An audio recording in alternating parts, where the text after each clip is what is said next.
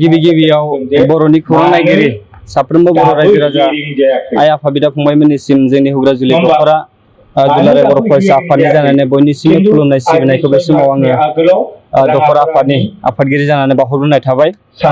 बेयाव दिनै जोङो हुग्राजुलि दख'रा दुलाराय बर' फरायसा आफादा नैबे जि मोनसे जोंनि सनितपुर जिल्ला दुलाराय बर' फरायसा आफादनि सिङाव थानाय हुग्राजुलि दख'रा दुलाराय बर' फरायसा आफादा दिनै बेयाव मोनसे सुबुं सांग्रांथि मेल लानाय जादों। बेयाव जोङो बे सांग्रांथि मेलनि गेजेरजों बेखौनो जोङो सावरायनाय जादों। दा बेयाव जोंहा जोंनि हुग्राजुलि हालाम हिसाबै मोनसे हाग्रा ओनसोलाव दङ। दा बेयाव जोङो हानि मोनथायखौ जोङो बेयाव मोनथ'नाय जायाखै। दा बेयाव जोङो बिटिआरनि जि मोनसे दफा बायदियै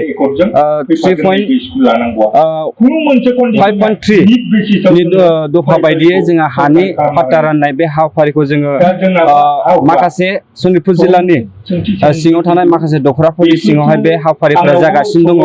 दा नंखायनो जों आसा खालामदों नैबे हुग्राजुलि ओनसोलावबो बे हाबाफारिया थाबैनो जाफुंगोन बेखौ आसा खालामबाय।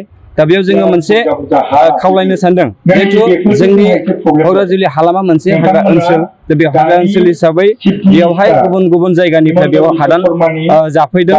दा बेनि बे हादानखौ गारनानै आरो गुबुन जायगायाव थांनानै हादान सिफायहैनाय जों बेखौ लुबैया। दा बेयाव जोंहा मोन्थाय दङ, जोङो बेवहाय थानो हानायनि जोंहा मोन्थाय दङ। नंखायनो साफ्रोमबो रायजो राजाफोरखौ नैबे हुग्राजुलि हालामनिफ्राय जेन दोरोदनानै गुबुन मोनसे जायगायाव थांनानै रायजो जाहैयो जों बेखौ नैबे दिनैनि मेलनि गेजेरजों जों बेखौ खावलायदों। दा बेयाव जोंहा मोनसे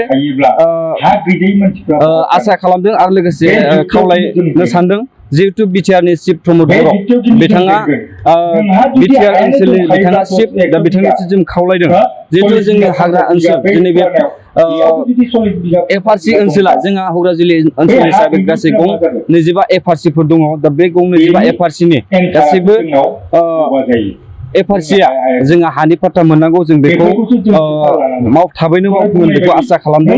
आरो लोगोसे जोङो दिनैनि मेलनि गेजेरजों जों बेखौनो सावरायनाय जादों जे जोंनि ओनसोल हिसाबै जोंहा लाइमोन सेंग्रा उन्दै गथ'फोरा गोबां ड्राग्स जानाय, बिदिनो माखासे एन्टि ससियेल खामानि मावनाय हाबाफारि बेफोरखौ मावदों। दा बेफोरनिफ्राय जेन जानगाराव थायो जों बेफोरनि सायावबो दिनै गुवारै जों सावरायलायनाय जादों।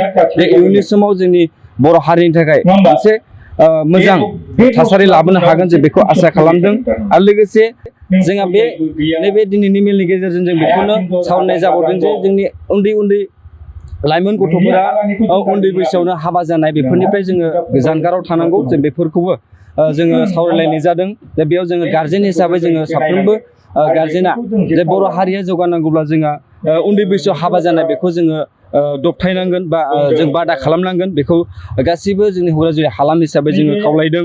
दा बेयाव जोङो रायज्लायबावनाय जादों, सावरायनाय जादों जोंनि जि फरायसुला फंबाय बिनानावमोन बिथांमोननि जि ड्रप आउट फरायसालि नागारनाय बेयो गोबां बांनो हमदोंसै।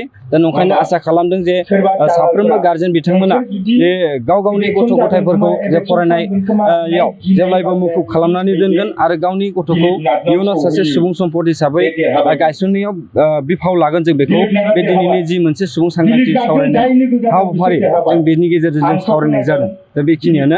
गोजोन्थों।